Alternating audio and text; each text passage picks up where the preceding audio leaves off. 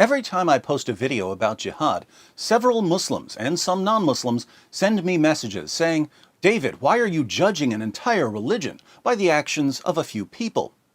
These messages are confusing because nowhere have I ever said, look, some Muslims carried out a terrorist attack, therefore Islam promotes terrorism. Instead, I go through Islam's most trusted sources, showing that Muhammad's teachings promote jihad. So I'm not judging Islam by the actions of a few Muslims, I'm explaining what it teaches. I can only assume that the people who tell me not to judge an entire religion by the actions of a few aren't saying this because they've thought carefully about any points I've made. They're saying it because this is just what they've been trained to say whenever someone criticizes Islam. There's no actual thought involved. It's now an automated response. But since I'm getting bored pointing this out every time I talk about jihad, I decided to make a short video clearly stating my position on judging religions. My official position on judging Islam is this: we don't judge Islam based on the actions of Muslims who slaughter unbelievers in the name of Allah, or rape their female captives, or beat their wives into submission, or murder cartoonists. We don't judge Islam by ISIS, or Al-Qaeda, or the Taliban, or Boko Haram, or Al-Shabaab, or any of the other terrorist groups who want to violently subjugate the entire world to Islam.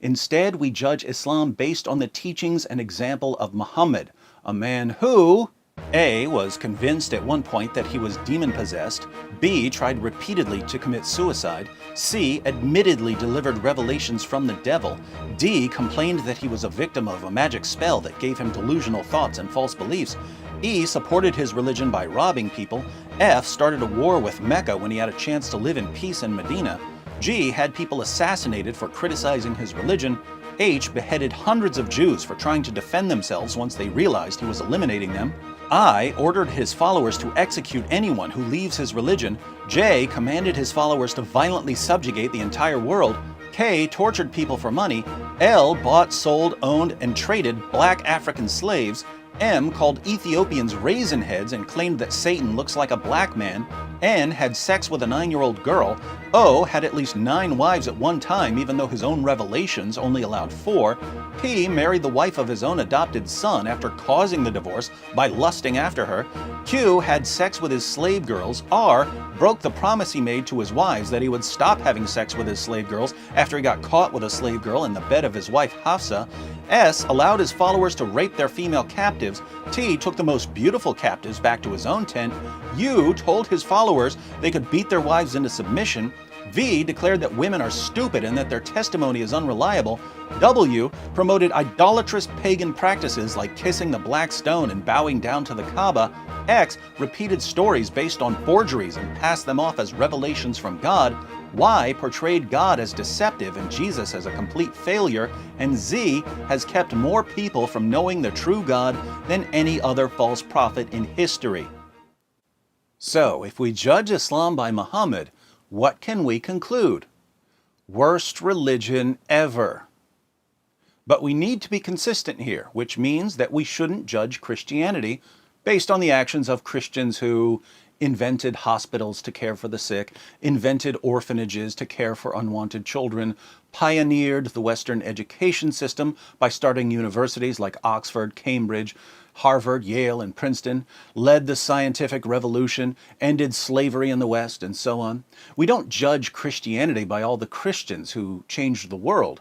We judge Christianity by the teachings and example of Jesus, who A. created the universe, B. sustains the universe in existence, C. laid aside his glory so that he could enter creation as a human being to suffer for our sake, D. as to his human nature was born of a virgin, E. fulfilled dozens of Old Testament prophecies, F. miraculously fed thousands of people on more than one occasion, G. walked on water, H. could calm storms by speaking, I. healed the sick, J cleansed the lepers, K cast out demons, L raised the dead, M made the lame walk, N gave sight to the blind, O gave hearing to the deaf, P gave hope to the oppressed, Q confronted and rebuked their oppressors, R broke down the barriers that kept people divided by race, class, and gender, S ordered his followers to love everyone, including their enemies, T commanded his followers not to use violence in his name, U endured torture and death for our sins, V told the Father to forgive those who crucified him, W rose from the dead, X gives us his righteousness so that we can know God, Y intercedes with the Father on our behalf, and Z will eventually judge the entire world. So, if we judge Christianity by Jesus, what can we conclude? Best message ever. To all the Muslims who sent me messages pointing out that we shouldn't judge Islam by the actions of Muslims, thank you for the comments. I agree with you completely. We don't judge religions by their adherents. We judge religions by their central figures and teachings.